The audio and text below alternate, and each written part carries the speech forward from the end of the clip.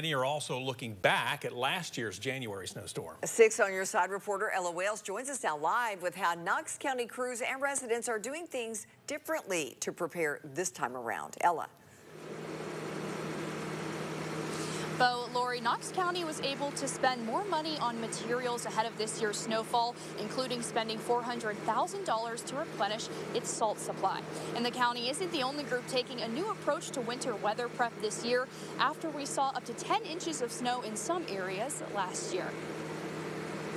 2024's January snowstorm came as a surprise to many Knox County residents. I knew we were expecting some type of accumulation, but the closer it got, I didn't take upon myself to go to the store and get some groceries and called a couple of family members to make sure everybody was, had to wait to the store to get what they needed.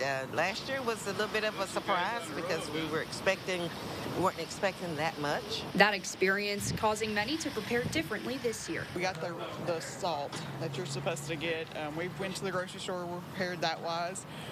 A random fact is I took my dog to daycare so he gets his energy out, so he won't, because he'll be in the house for a couple of days, so he needs to get his energy out prior to that. So that's one thing I've done differently this year. Along with residents changing their approach, Knox County Engineering and Public Works is also taking the lessons learned last year into this storm. We were able to buy some additional equipment, kind of changed some processes around, updated our priority list, obviously learned some lessons from that big snow. So we feel like we're going to be better equipped to address it. Certainly we hope we don't have that kind of snow this year. Crews have already pre-treated 500 miles of highly traveled roadways and those that lead to facilities like hospitals and nursing homes.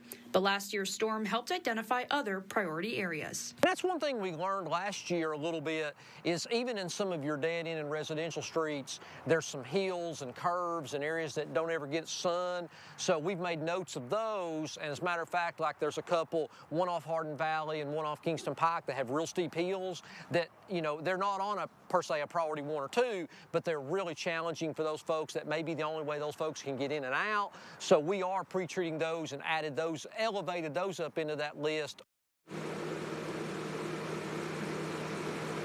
If you find that your road is in need of attention from crews after the snow arrives, you can call the department at 865-215-5800 to make a request. Reporting in Knoxville, Ella Wales, 6 on Your Side. All right, Ella, thank you. And road crews have been back out today treating roads really across East Tennessee. Yeah, that's right. TDOT has been out brinding interstates and state highways ahead of the weather in the forecast. Mark Nagy with TDOT stopped by the 6 News studios this afternoon. He adds there is a plan for road crews tomorrow. This is go time, so this is something that we prepare for all year round. So we'll have our crews reporting for work early tomorrow morning all across the region, and they'll head to their routes before the snow starts, and then they'll put salt down, hopefully be able to melt some of that snow. But this is going to be a significant winter weather event. We've got all hands on deck. We're ready to go.